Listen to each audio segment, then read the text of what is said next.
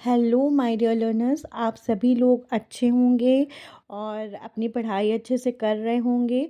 आज मैं आप लोगों के लिए एमएससी का बहुत ही इम्पॉर्टेंट टॉपिक लेकर के आई हूँ। डिसीज़ेस के बारे में आज हम लोग स्टडी करेंगे और आज हम लोग एक डिसीज़ को अपना कंप्लीट कर लेंगे पूरा। तो अगर आपको मेरे पढ़ा हुआ अच्छा लगता है तो प्लीज़ मेरे चैनल को सब्सक्राइब करिए। और अगर आप एमएससी बॉटनी से कर रहे हैं, अगर आप एमएससी बॉटनी के स्टूडेंट हैं तो मेरे चैनल को सब्सक्राइब करिए और ज़्यादा से ज़्यादा वीडियो को शेयर करिए और लाइक करिए। और हम लोग चलिए स्टार्ट करते हैं। ये आपका जो है वो एमएससी के लिए बहुत ज़्यादा इम्पॉर्टेंट लेक्चर होने वाला है और इसमें बहुत सारे डिसीज़ेस हम लोग को स्टडी करनी पड़ती हैं। और ये जो डिसीज़ होती है ब्लैक वार्ट ऑफ पोटैटो, ये वाली डिसीज़ बहुत ज़्यादा इम्पॉर्टेंट है। आपकी शॉर्ट आंसर टाइप क्वेश्चन भी पूछी जा सकती है और लॉन्ग में जो अलग अलग पार्ट्स में क्वेश्चन आता है तो उसमें भी ये पूछी जा सकती है। तो स्टार्ट करते हैं। पैथोजन क्या होता है इसका? सिनकाइट्रियम एंडोबायोटिकम पैथोजन होता है। और होस्ट प्लांट किस पे लगती है डिसीज़? पोटैटो पे लगती है। पोटैटो का क्या नाम है? बॉटैनिकल नेम क्या है? Solanum tuberosum. ठीक है, तो अब चलिए स्टडी करते हैं। इसका इंट्रोडक्शन पार्ट से शुरू स्टार्ट करेंगे। The disease was described in 1895 from Hungary, causes serious damage to potato in temperate climates as Europe, USA and South Africa. Even in tropical areas, the disease has been reported from the hilly areas and those with the cool, moist climate. From India, the disease was first reported from Rangbol in Darjeeling district of West Bengal by Ganguly and Paul in 1953. Means आपको firstly introduction, जब आप लोग अपने notes prepare करेंगे तो सबसे पहले आप लोग उसमें इंट्रो पार्ट डालेंगे। तो इंट्रो पार्ट में आपको ये इंक्लूड करना है कि कहाँ से स्टार्ट हुआ ये डिसीज़ जो है वो आपका कहाँ से सबसे पहले कहाँ पे आया और कहाँ पे डैमेज किया था, किस पार्ट में डैमेज किया था।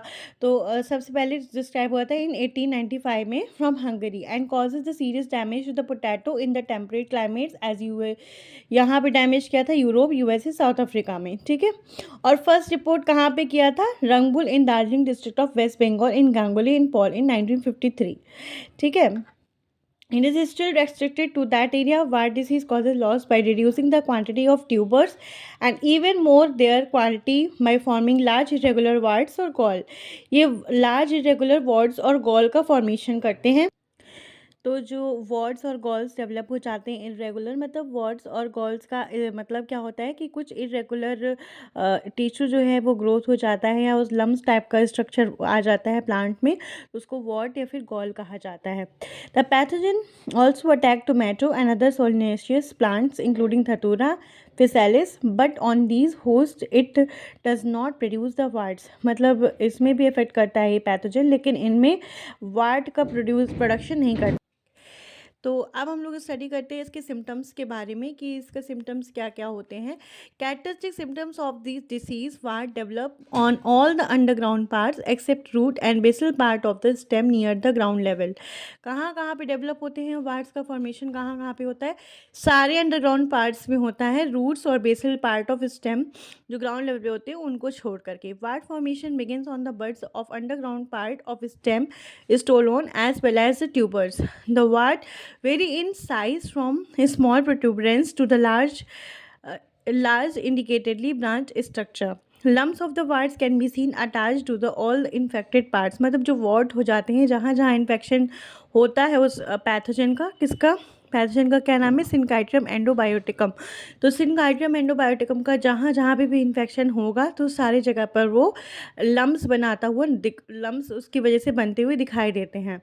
ठीक है, early in the season these outgrowths are green or greenish white in color. किस अर्ली सीजन में किस कलर के होते हैं? ग्रीन या ग्रीनिश वाइट कलर के होते हैं। If expose above ground and light cream coloured when underground, और लाइट क्रीम कलर के हो जाते हैं अंडरग्राउंड में। The warts are fairly larger and conspicuous on the tubers. अब ये इसका कुछ एक डायग्राम आप लोग वहाँ पे बना सकते हैं। जैसे कि ये जो फिगर आपको दिख रहा है इसमें, ये ये दिखा रहा है black what of potato symptoms on tuber. इसके ट्यूबर पे ये सिम्टम इस टाइप का दिखाई देता है। ये ट्यूबर हो गया, इसके ऊपर ये सिम्टम ऐसे दिखाई देता है। इसको क्या कहते हैं, इसको कहते हैं hypertrophied mass of host tissue. In advanced stage, the wart enlarge into the roughly spherical or irregular convoluted cauliflower-like masses of disordered branches and leaves। और एडवांस स्टेज में कैसा हो जाता है, वॉर्ड जो होते हैं वो एनलार्ज हो जाते हैं और किस चीज़ में, स्फेरिकल और इरेगुलर cauliflower like masses पे डेवलप हो जाते हैं। Older warts become dark and sometimes even black in colour. Older warts जो होते हैं वो डार्क हो जाते हैं, कभी कभी ब्लैक कलर के भी हो जाते हैं। The warts are produced due to the hypertrophy as well as the hyperplasia of infected cells। Warts किस वजह से होते हैं, ज़्यादा डेवलपमेंट अगर हो जाता है टिश्यूज़ का तो इस वजह से वार्ड्स का फॉर्मेशन हो जाता है। Causal organisms and the disease cycle. अब डिसीज़ की साइकिल के बारे में आप लोगों को, अगर आपका लॉन्ग आंसर टाइप क्वेश्चन आता है तो पूरी साइकिल आपको बनानी पड़ेगी उस पर। तो अब हम लोग डिसीज़ की साइकिल के बारे में स्टडी करते हैं। The disease is caused by a non mycelial unicellular holocarpic chytridid fungus Synchytrium endobioticum. तो जो डिसीज़ होता है वो किससे कॉज होता है, सिनकाइट्रियम एंडोबायोटिकम का। The pathogen is a biotrophic parasite. Galls में ऑल्सो भी formed on the aerial parts में, एरियल पार्ट्स जो हमको ऊपर से दिखाई देते हैं उन पार्ट्स को कहा जाता है, उनमें भी डेवलप हो सकते हैं जो वॉर्ड्स होते हैं। The dark warts on the tuber are galls in which the host cells have been stimulated to divide by the presence of the fungus. अब जहाँ पे फंगस लग जाती है तो वहाँ पे वो क्या स्टार्ट कर देती है, वो डिवाइड करना स्टार्ट कर देती है। तो जहाँ पे लग जाएगा ये जो हमारा पैथोजन है, ये पैरासाइट है, जो जहाँ पे लग जाएगा वहाँ पे डिवाइड करना, सेल्स को डिवाइड करना स्टार्ट कर देता है। Many of the host cells contain resting sporangia. Host cells में रेस्टिंग स्पोरेंजिया पाए जाते हैं। Resting sporangia are spherical cells of thick dark brown walls with folded plate like extension. Resting sporangia are released by the decay of wart and they may remain viable in soil for long periods, even 40 years। जो इसके sporangia होते हैं वो release हो जाते हैं जब what decay हो जाता है, और बाकी जो होते हैं वो सॉइल पे लंबे समय तक के लिए पड़े रहते हैं, यहाँ तक कि 40 साल तक के लिए भी पड़े रह सकते हैं। The thallus is a holocarpic and spherical sac surrounded by a wall. जो थैलस होता है वो कैसा होता है, होलोकार्पिक होता है और स्फेरिकल होता है। The zoospores, which are released in a great numbers from infected tissue of the host, swim actively for about 2 to 3 hours in the film of the soil water when they are in contact with the host। जब वो host के contact में होते हैं उसके बाद क्या होता है, naked uniflagellate zoospores come to rest and withdraw their flagella. और जो फिर उस यूनिफ्लैजलेट जूस्पोर्स होते हैं वो रेस्ट में आ जाते हैं और अपने फ्लैजला को विड्रॉ कर लेते हैं।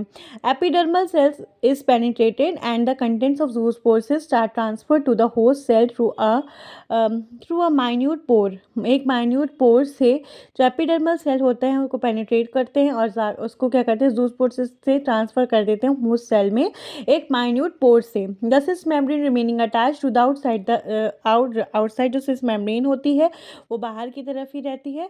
The small fungal thallus inside the host cell enlarges and host cell is also stimulated to enlarge as so that the rosety of the hypertrophied cells surrounds a central infected cells। जो small fungus होते हैं, thallus होता है जो fungus का, वो cell को enlarge कर लेता है और होस्ट सेल जो होती है वो भी स्टिमुलेट हो जाती है और वो बड़ी हो जाती है, सराउंड हो जाती है, एक सेंट्रल इन्फेक्टेड सेल से बन जाती है, हाइपरट्रोफीड सेल से। The walls of these cells adjacent to the infected cells are thicken and assume a dark brown colour. और जो हमारे जिसमें इन्फेक्शन वो जो होने लगता है वो डार्क ब्राउन कलर के हो जाते हैं। The infected cells eventually dies and the parasite passes to the bottom of the cell, bottom of the whole cell, enlarges, becomes spherical and fills the lower part of the host cell। और lower part of host cell को उसको पूरे से तरह से fill कर लेता है।